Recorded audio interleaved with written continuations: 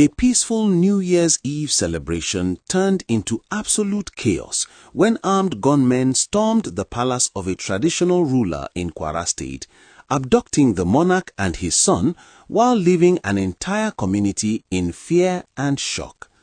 The Anyewo 1 of Afin community in the Ile-Ire district of Ifelodun local government area, Oba Simeon Olaonipekun and his son Olaolu, who is currently serving in the National Youth Service Corps, were forcefully taken away by about 8 heavily armed men who invaded the palace around 8 p.m. on Wednesday night. According to family sources who were present during the terrifying attack, the evening started with strange movement noticed outside the palace.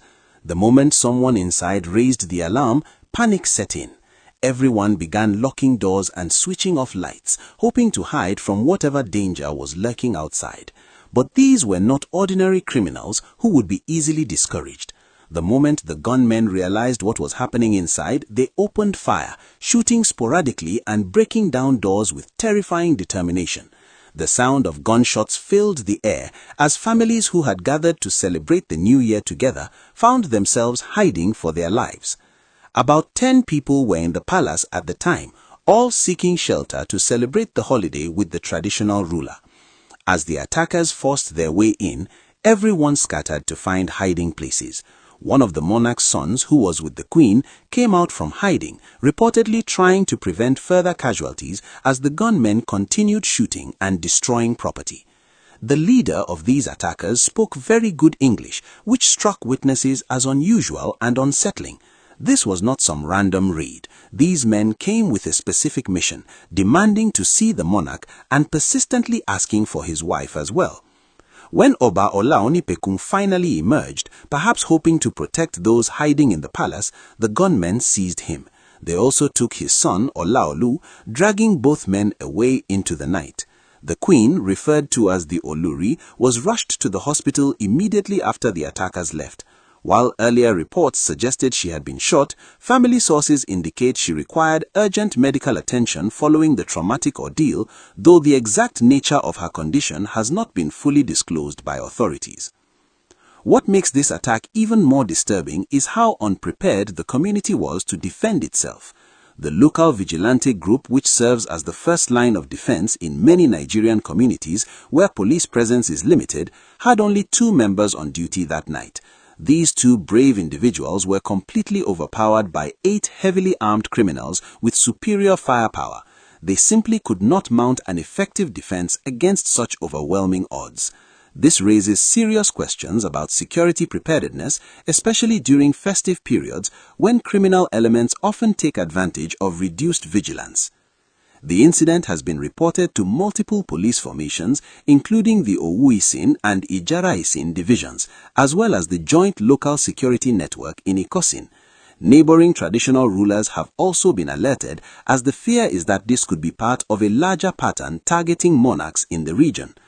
When journalists reached out to the Kwara State Police Public Relations Officer SP Adetong Ejire Adeyemi on Thursday, she confirmed that the command was aware of the situation but stated that details were still being gathered.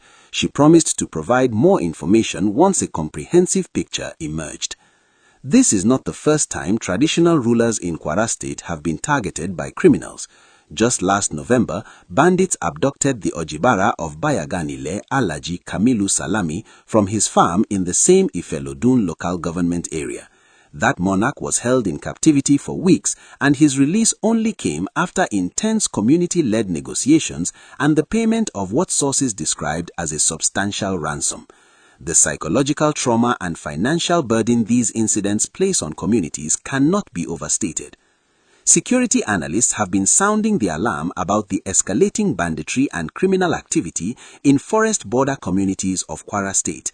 These areas, with their dense vegetation and proximity to major routes, provide perfect cover for criminal gangs who have turned kidnapping into a lucrative business.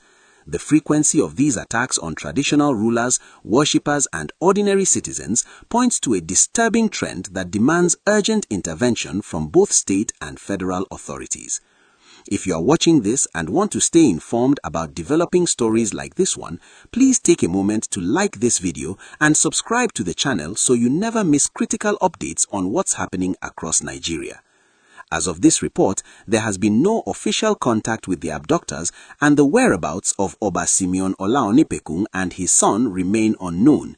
The Afein community has made a passionate appeal to the Kwara state government and all security agencies to intensify efforts and ensure the safe release of their traditional ruler and his son. Every hour that passes increases the anxiety and fear gripping this community. These are not just statistics or news headlines. Behind this story is a wife and mother in a hospital bed, traumatized and worried sick about her husband and son. There are children, extended family members, and an entire community praying desperately for good news. The boldness of these criminals in attacking a royal palace on New Year's Eve sends a chilling message about the state of security in rural Nigeria.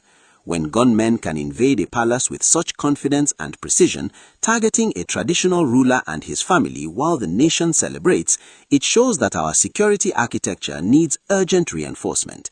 Communities are watching and waiting to see how authorities respond to this crisis, hoping that decisive action will be taken to rescue the victims and bring the perpetrators to justice.